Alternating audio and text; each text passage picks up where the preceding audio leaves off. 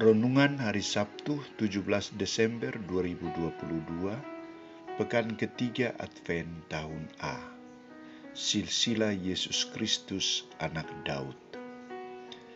Bacaan pertama diambil dari kitab Kejadian bab 49 ayat 2, ayat 8 sampai 10, dan bacaan Injil dari Injil Matius bab 1 ayat 1 sampai 17.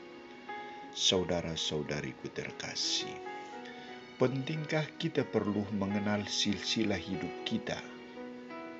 Jawabannya adalah sangat penting, karena secara manfaat, pengenalan silsilah hidup kita akan membuka jendela pengetahuan kita tentang nilai-nilai hidup maupun tradisi yang dipupuk di dalam keturunan kita. Nilai-nilai tersebut lantas dicerna dan dimaknai untuk diaplikasikan ke dalam kehidupan kita sehari-hari bersama dengan yang lain. Maka penting juga kita belajar untuk mengenal silsilah Yesus Kristus, Sang Penyelamat kita.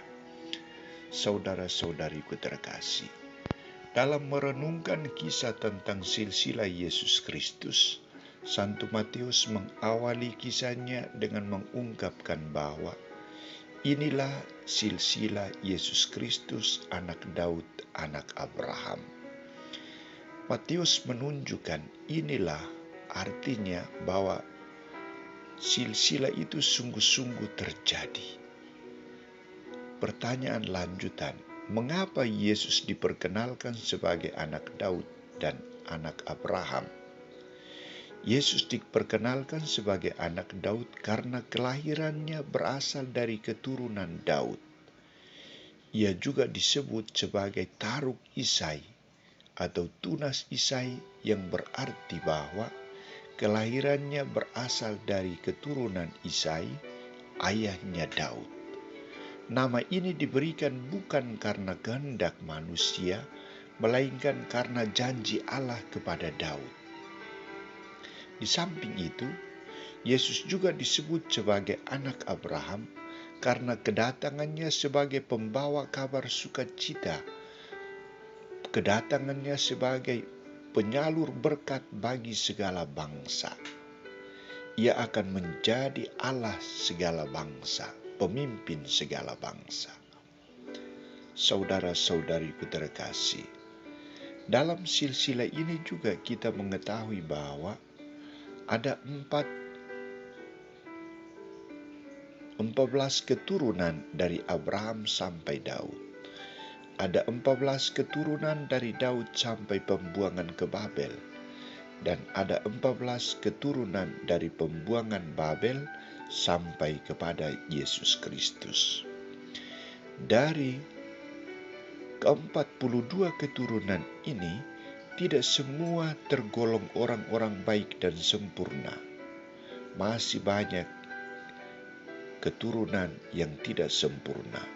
Misalnya, ada nama Rut, ada nama Tamar, ada Betsaida, istri Uria yang direbut oleh Daud, dan beberapa yang lain. Kenyataannya bahwa Allah mempergunakan kelemahan manusiawi untuk menyempurnakan rencana keselamatannya di dunia. Catatan hitam yang dialami oleh generasi leluhur karena keterpurukan hidup mereka tidak dipandang Allah sebagai malapetaka, melainkan sebagai sarana yang menghantar manusia untuk membuka tabir baru. Dalam hal ini, menghantar Bunda Maria untuk membuka rahimnya, menerima tawaran keselamatan Allah untuk mengandung dan melahirkan Yesus Kristus. Saudara-saudariku terkasih, kita semua juga berasal dari keturunan yang tidak sempurna. Tetapi saat ini kita harus bangga, kita harus percaya bahwa kita dipakai oleh Allah untuk menjadi pembawa keselamatan bagi diri, bagi keluarga, dan bagi sesama kita. Yang perlu kita perbaharui adalah cara pandang kita terhadap seseorang. Kadang kita memandang orang dari perbuatannya, dan kita lupa untuk menghormati karya Allah yang dipancarkan dari dalam dirinya melalui sikap dan perbuatannya. Semoga